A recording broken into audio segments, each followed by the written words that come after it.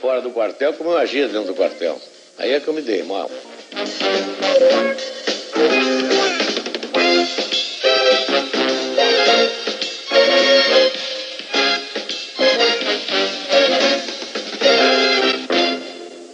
No início de agosto do ano passado, quando o presidente teve a primeira crise séria de dores nas costas e foi internado num hospital aqui de Brasília, eu tentei visitá-lo como amigo, mas fui barrado como jornalista. Então eu escrevi uma carta para o presidente e ele me respondeu com esse cartão. Meu caro Alexandre, estou muito alegre com a sua carta. Venha me visitar como amigo e não tenha receio de se portar como jornalista. Isso me encorajou a pedir uma entrevista ao presidente. Eu falei com ele e ele me disse que estava disposto a conceder a entrevista. Mas isso já faz mais ou menos 6 meses. Eu imagino que durante 6 meses o presidente protelou a entrevista porque não queria que ela fosse confundida com uma influência no processo sucessório.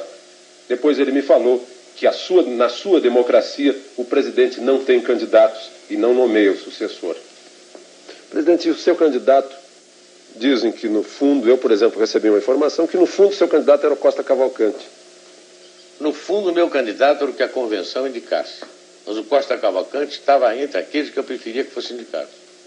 Mas o senhor um dia disse para o Armando Falcão que o Aureliano poderia ser o... Disse, uns 2 anos e meio antes da sucessão, ele me perguntou na casa do meu filho e disse: o Aureliano Chaves é um bom candidato. Apenas isso. Disse, seria um bom candidato. O senhor não quis indicar ninguém, não quis ter candidato, fez questão não de não quis ter. indicar ninguém de propositadamente, que acho que o presidente não deve indicar ninguém. Mas interpretaram esse seu cruzar de braços diante dos candidatos como que o candidato seria o senhor. Que o senhor seria candidato o senhor mesmo, que o senhor queria reeleição ou prorrogação ou mandato tampão. Eu estava muito satisfeito com a presidência da República. Eu desde o começo dizia que não gostava do poder, então diziam: um presidente que não gosta do poder não pode ser presidente. Se eu tivesse dito que gostava do poder, ele é um ambicioso. Mas o fato é que eu não gostava mesmo. E o Maluf, presidente, também. Outra pergunta que fica no ar, que o senhor não teria se importado com a derrota dele, em primeiro lugar. O senhor... Não é que eu não teria me importado com a derrota dele, eu me importei com a derrota do candidato do meu partido. Como era casualmente ele, eu me importei. Eu preferia que não... Mas o senhor já disse uma vez, o Maluf não faz meu gênero. Não faz meu gênero. Com muita gente do meu governo também não faz meu gênero. Eu já votei muita gente que não faz meu gênero. Eu tenho muitos candidatos que absolutamente não eram do meu gênero, mas eram do meu partido. Por exemplo, o senhor tinha um candidato que era seu colega de farda, o Lotte? Fazia meu gênero. Eu não votei nele. Votou no que não fazia seu gênero. Se eu pudesse, teria votado nele. Estava muito mais identificado com o que eu aprendi no Exército com meu pai do que com o que os outros diziam. Quer dizer, conclusão, Maluf não fazia seu gênero, mas o senhor o apoiou até o fim como candidato ao seu partido? Como candidato ao partido.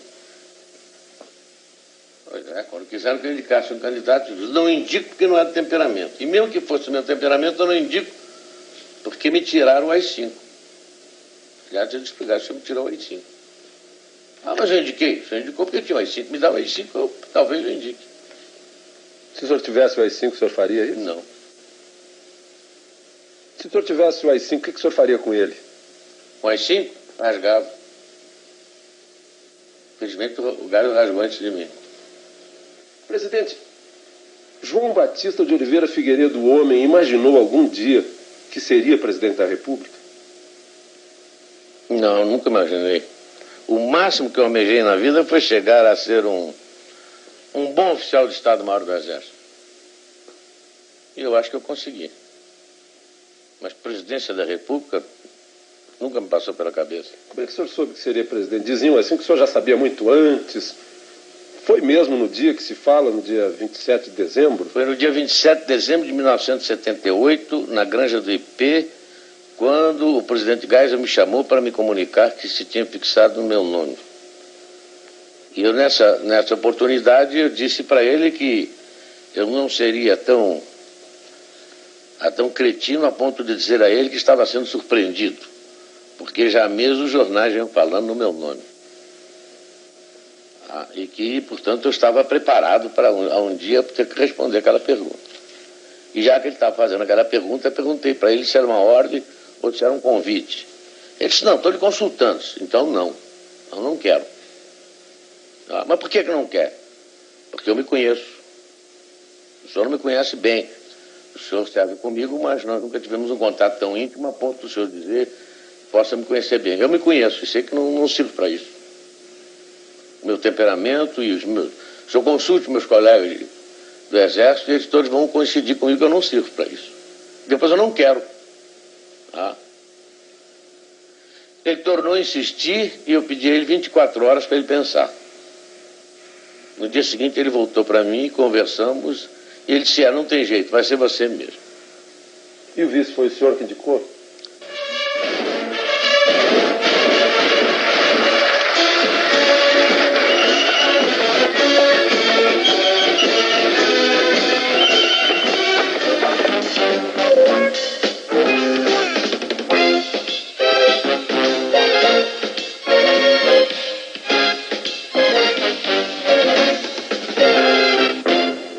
Foi o senhor que indicou? Depois de terminada essa primeira parte da conversa, ele virou-se para mim e perguntou, e o vice? Eu disse, está aí o nosso Aureliano Chaves. Ele chegou-se muito bem. Você quer comunicar? Eu digo, não, já que o senhor me perguntou, o senhor comunica para ele. Mas quem citou o nome do Aureliano Chaves fui eu. Isso esclarece muitas versões aí de quem teria indicado. Não, ele não me indicou. Não me indicou absolutamente. Não me indicou nome nenhum. Outra coisa, presidente, que também está no ar. O seu relacionamento com Aureliano Chaves. Por que houve o afastamento? Isso é bom perguntar a ele. Ele saberia responder? Eu acho que sim. E o senhor chegou a ponto, assim, de antes de assumir a presidência ou depois de ter assumido, chegou a ponto de ter vontade de desistir, presidente? Não, depois que eu assumi um compromisso, jamais desisti de alguma coisa. Nunca passou pela cabeça desistir de coisa nenhuma. E até o fim? E até o fim. E a família? A presidência prejudicou a sua família? Prejudicou porque eu fiquei 17 anos em Brasília, né? Não digo que foi a presidência, mas eu ter me metido, ou terem me metido nisso, eu fiquei 17 anos afastado da minha família. Meus filhos no Rio e eu aqui. Prejudicou, não há dúvida que prejudicou. Benéfico não foi. Nenhum membro da minha família saiu ganhando qualquer coisa. Pelo contrário. Só tiveram aborrecimentos, eu também. E nós ficamos afastados deles. Vou amenizar um pouco a conversa. O senhor sabe que sempre há piada a respeito do presidente da República. E dizem que o senhor conhece todas as piadas a seu respeito. Qual é a melhor piada a seu respeito? Não conheço todas as piadas, conheço muitas. A primeira que me contaram foi a do sapato, aquela do Geisel, né? O presidente Geisel, antes de me escolher, foi com um companheiro, mas você vai escolher o Figueiredo? O Figueiredo tem um temperamento meio doido, o Figueiredo é meio maluco. Por que você não se fixa num outro elemento?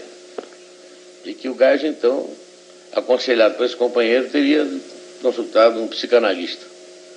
Faz uma experiência, vai lá e diz que ao psicanalista que quer ver as reações, como é que um presidente entra e sai do poder. Faz uma experiência com o senhor e depois faz uma com o Figueiredo. E o Geisel aceitou. E chegou lá e o psicanalista perguntou para ele, presidente, qual é o objeto que normalmente é quadrado, mas pode ser redondo, pode ter 4 pés, pode ser 6, serve para a gente se reunir em torno, para fazer refeições ou para conversar. Enfim, tem uma porção de utilidades, não sei o quê. Ele pensou, ele disse, uma mesa. Ele disse, muito bem, isso está perfeitamente. E qual é o objeto que todo mundo usa? Geralmente, para não andar com o pé no chão, todo mundo usa. E o Geisel, naquela precisão dele, de gostar das coisas precisas, perguntou se tinha cadarço ou não tinha cadarço. Sim. Não pode ter cadarço, ou pode não ter cadastro. Então ele disse que é sapato. Ele sabe muito bem, o senhor está perfeitamente bem depois de 5 anos de governo. Aí quando eu entrei me fizeram essa pergunta. O Geisel me contou. Olha, vão lhe perguntar isso, assim, perguntar isso, assim, assim, vai prevenir. E a primeira pergunta que me fizeram foi essa dos sapatos também. E eu então perguntei, tem cadastro? O camarada disse, não pode ter cadastro e não tem cadastro. Então eu disse, então é um mocassim. Se não tem cadastro, é um mocassim. Foi essa a primeira que me contaram. Aliás, eu contei para ele. Mas o que eu achei mais graça é que diziam que desde o começo que eu não cumpria nada do que estava prometendo. Agora eu estou achando mais graça ainda dela. Agora você pede que olhem para trás para ver se o senhor cumpriu ou não. É o povo que julga se eu cumpri ou não. Eu tenho a consciência tranquila de que cumpri. O senhor entrou no mundo político, o senhor saiu do quartel e entrou no mundo político. Isso foi algum choque para o senhor? Foi porque eu pensei que eu pudesse agir fora do quartel como eu agia dentro do quartel. Aí é que eu me dei mal. A massa era completamente diferente. A gente com quem eu ia lidar era completamente diferente. O tipo de reação... No quartel só se falava em cumprir dever, em bandeira, defender o Estado, viva a pátria. Era o dia inteiro isso. E aqui fora só via interesse particular. A última coisa que eu ouvia falar era em Brasil. A ponto de eu perguntar uma vez a um determinado político, e o Brasil? Senhora presidente.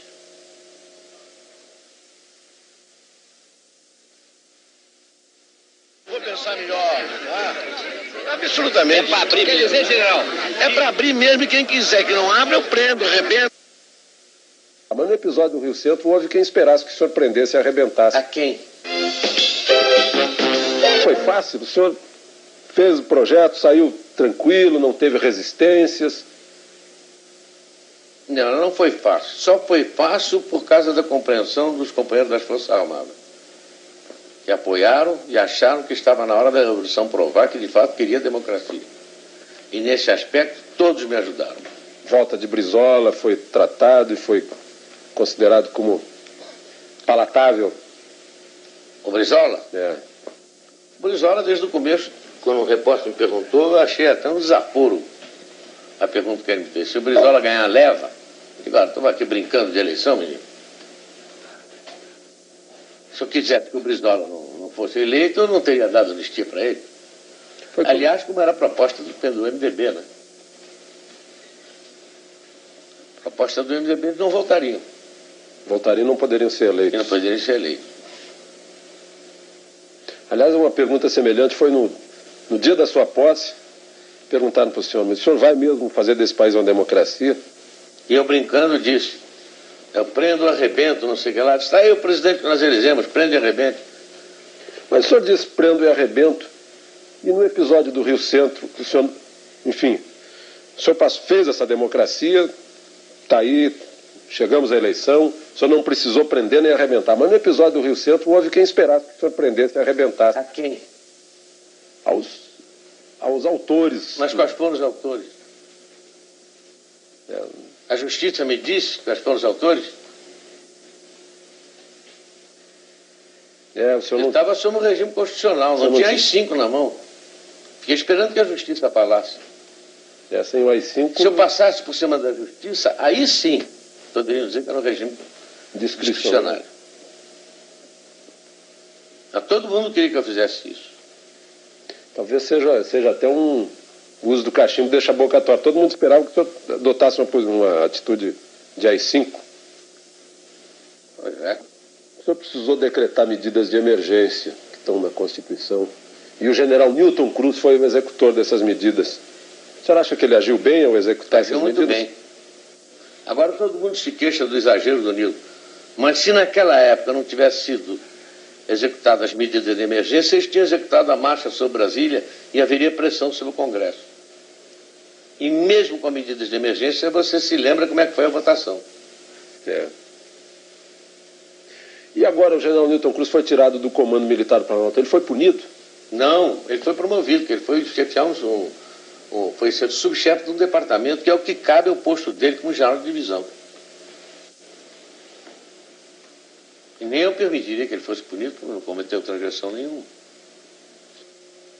O senhor, durante uma parte do governo, saiu uma versão que o senhor teria comentado com algum íntimo, disse assim, olha, se me incomodarem muito, eu chamo o Pires e largo isso tudo. O senhor não, de fato, numa reunião com alguns ministros, eles começaram a tocar em assuntos que estavam me desgostando já há tempos, e insistiram no assunto. E eu brincando com eles, disse, olha, se insistirem nesse assunto, eu chamo o Pires e vou embora. E eles caíram na gargalhada. Mas isso foi em ar de brincadeira. E foi uma vez só. E aí generalizou-se de que eu chamaria o Pires. Mesmo porque não caberia chamar o Pires. Se eu tivesse que ir embora, teria quem chamar. A Constituição diz quem é que teria que ser chamado. Vice-presidente. Agora, foi uma brincadeira minha. Presidente, por falar em chamar o Pires, a Veja publicou na outra semana uma versão de que no segundo semestre do ano passado teria estado na iminência de haver um golpe militar. O senhor leu essa versão? O que o senhor acha? Li, depois me chamaram a atenção e achei muita graça. Porque eu nunca estive na iminência de dar um golpe. Sempre que houve possibilidade de alguma coisa, eu entrei e valeu. Jamais passou pela cabeça do general Pires aquilo. Aquilo ali foi a maior história de ficção que eu já li na minha vida. Tem ali algumas meias verdades e alguns assuntos que nós possamos ter discutido. Mas na reunião preliminar com os ministros, com os presidenciáveis, eu discuti com os ministros militares. E um dos assuntos foi esse, as hipóteses possíveis. E essa hipótese foi completamente riscada. Eu tenho aí a cópia do documento, eu redigi e todos eles assinaram o documento. Não é absolutamente verdade o que está ali. E a imprensa, presidente? O que o senhor acha do trabalho da imprensa? O trabalho da imprensa no meu governo foi trabalhar contra mim.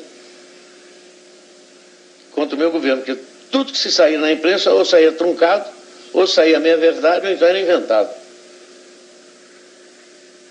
A ponto de um dia eu chamar um determinado editor que foi lá me pedir um determinado dinheiro para a revista dele, para o jornal dele, eu peguei assim um número e disse assim, olha, só nessa reportagem tem 11 mentiras. 11 mentiras que eu constato que foram comigo. Por exemplo, quando saem versões de conversas aqui de dentro, o senhor se encontra com políticos, sai versão de conversa?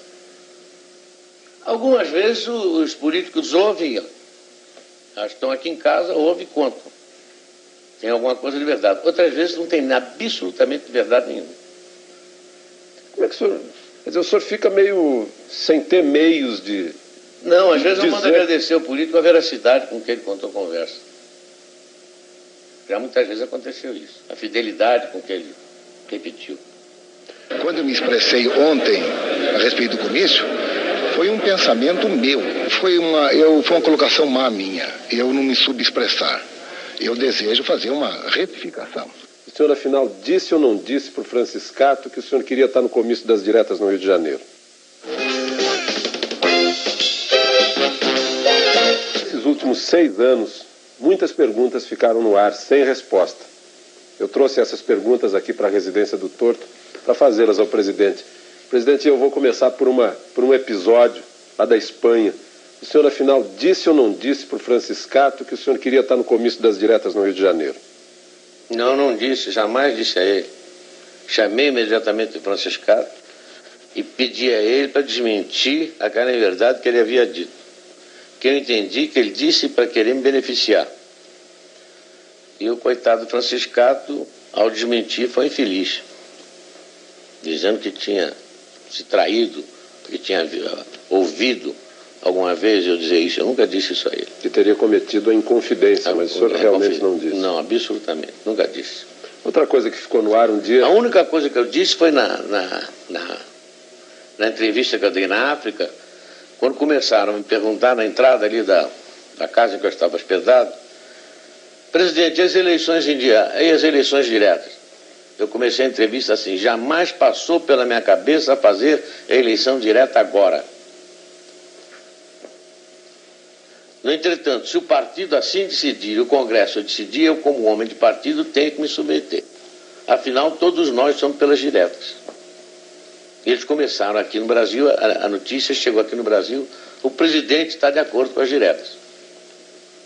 Não está de acordo, mas não para... Mas naquele momento, não. Tanto que o senhor depois propôs para 88. Eu propus para 88. E justamente eu não estava de acordo porque não eram essas as regras do jogo. E toda a imprensa brasileira acusava o regime de estar sempre mudando as regras do jogo. Então vamos com elas até o fim.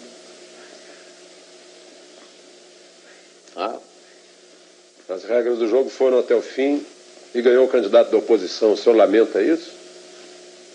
Lamento, que eu preferia que tivesse ganho do meu partido, fosse ele quem fosse. Mas um dia o senhor estava com um candidato do seu partido, e essa é outra pergunta que ficou no ar. O senhor estava com Paulo Maluf no seu gabinete e os fotógrafos contam que ouviram o Maluf dizendo: sorria, presidente. E o senhor teria respondido para o Maluf: eu não sorrio, a casa é minha, aqui eu faço a cara que eu quiser. É que eles ouviram mal, então deturparam o que eu disse.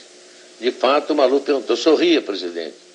Eu disse: eu não posso sorrir porque a cara é essa que eu tenho e eu não posso mudar. Então confundiram cara com cara. Eu admito que tenha sido isso. E admito que tenha sido um ou dois fotógrafos só que ouviram. Presidente, um episódio lá do início, antes do seu início de governo, aquela versão do cheiro do povo e o cheiro do cavalo. Agora, depois desses 6 anos, eu volto a perguntar para o senhor gosta mais do cheiro do povo ou do cheiro do cavalo?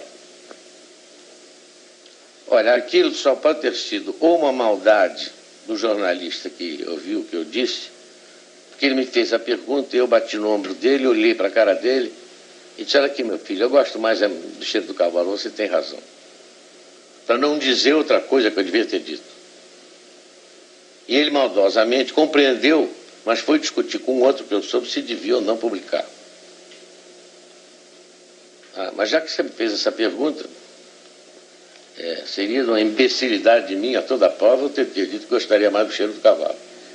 Mas agora, no momento, eu digo que eu não gosto do cheiro dele. De quem fez a pergunta, Não gosto. Como é que o senhor recebia essas críticas? Não, as pessoas que o cercam no palácio nunca sonegaram do senhor as críticas? Não, nunca sonegaram.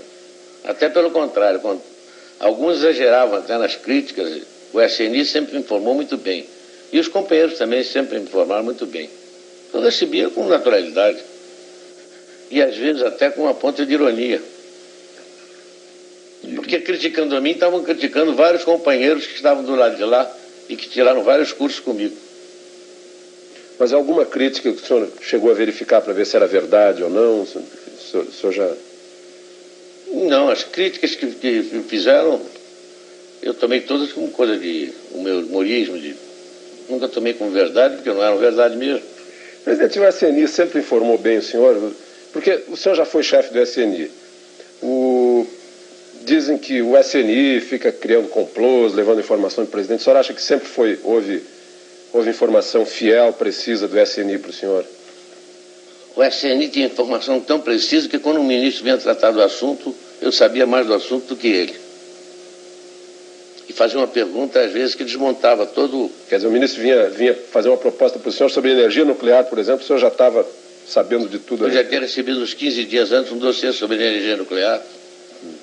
O senhor, quando chefe do SNI, corria a versão de que o senhor teria livrado alguns jovens que estavam sendo acusados, o senhor agiu para libertá-los, aconteceu isso?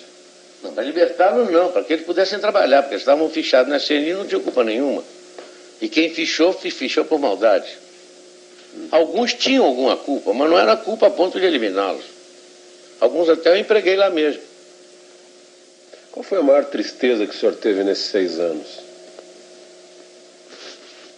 Eu ter constatado que alguns homens que eu pensava que fosse alguma coisa eram completamente diferentes. O senhor não gostaria de citar o nome desses homens?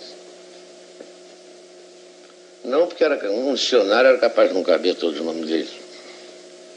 E a maior alegria, presidente? A maior alegria foi não ter conhecido antes algumas pessoas que eu poderia ter conhecido. Essas o senhor poderia citar?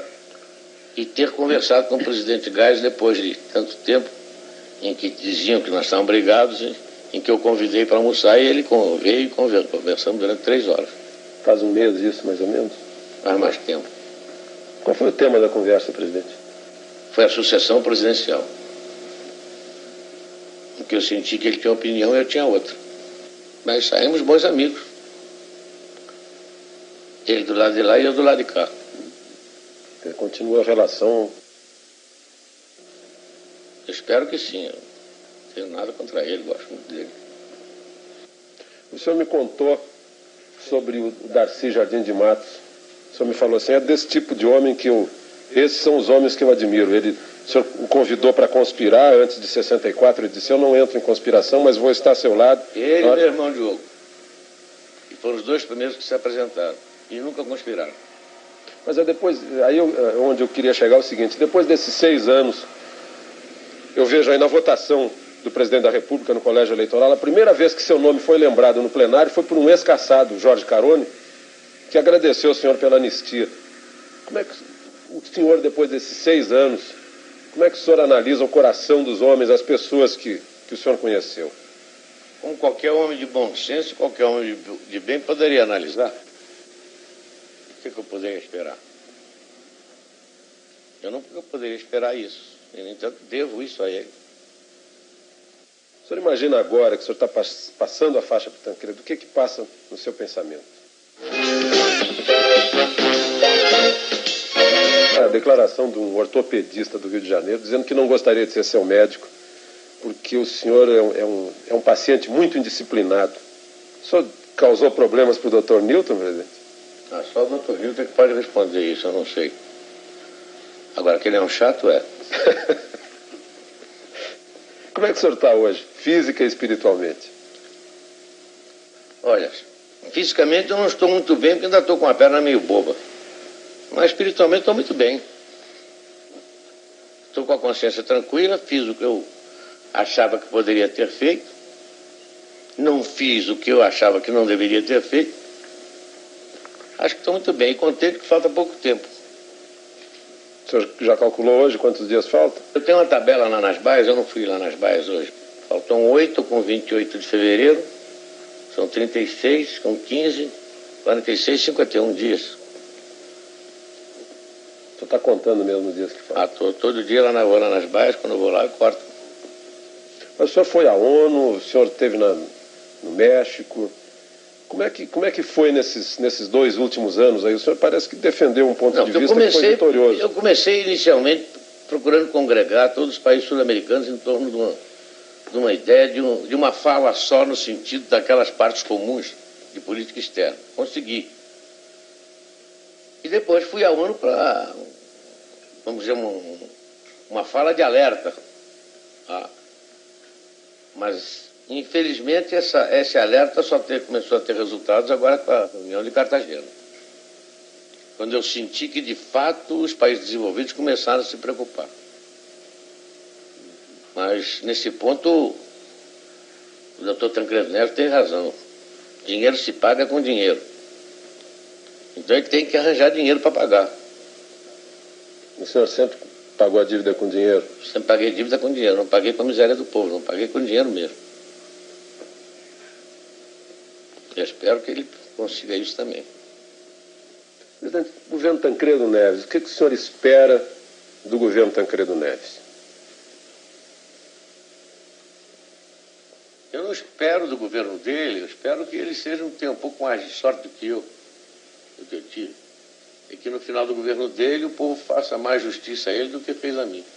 Mas agora no final do seu governo até a oposição está fazendo justiça ao senhor. Foram lá no Palácio, o Hélio Garcia, o José Richa, o Iris Rezende estão convidando o senhor para homenagens, comícios. O senhor vai nesse comício? Não. O senhor não vai mesmo? Nem de lá do cá, nem do lado de lá. Mas fico muito honrado com o convite que eles me fizeram, muito agradecido. Sinal que alguém reconheceu que nem tudo que eu fiz foi ruim, né?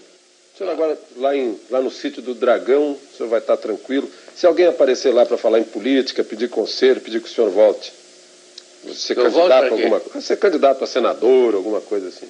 Eu acho que não vai aparecer ninguém. E se aparecer? Duvido.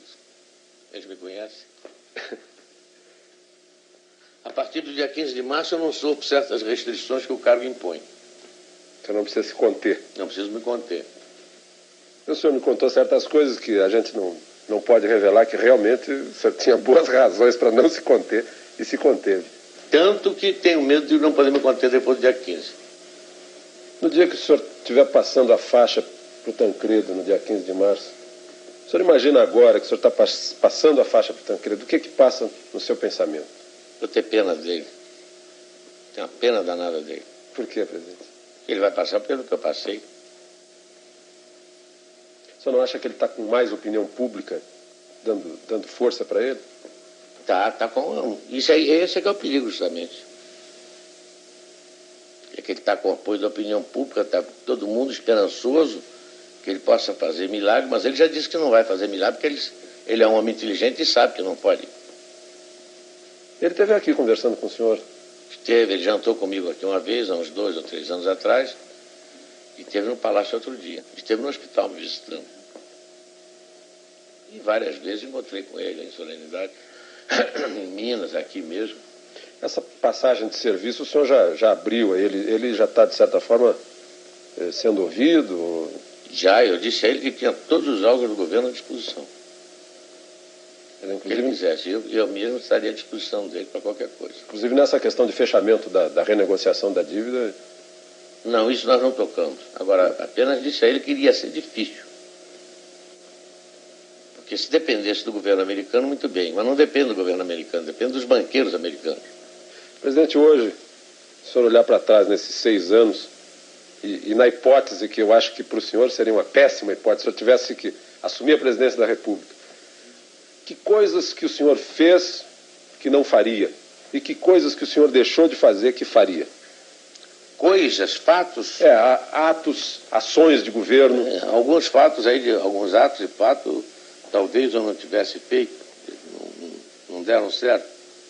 Outros que eu não fiz, talvez eu tivesse feito, talvez dessem certo.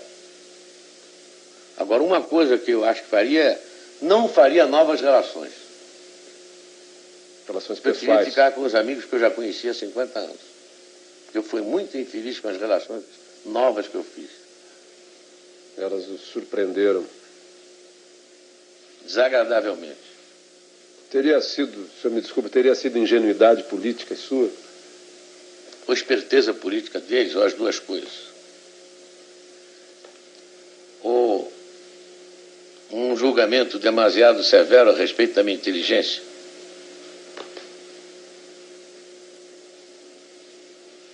O senhor ficou muito magoado com isso, né? Com alguns enganos a respeito de pessoas que o senhor teve ao longo desses anos. Fiquei magoado e fiquei surpreendido. Com alguns eu não fiquei magoado porque eu já esperava. Com outros eu fiquei magoado porque eu não esperava. Porque eles sabem que nunca poderiam esperar isso de mim. E a prova disso é que até hoje tentam falar comigo. Presidente, agora, deixando de lado os políticos, e a gente imaginando que aqui essa câmera está registrando a entrada do senhor na casa do brasileiro médio, do povo, do povão, o que o senhor diria agora para o povão que está vendo o senhor aí, nesse momento que o senhor está deixando a presidência da República?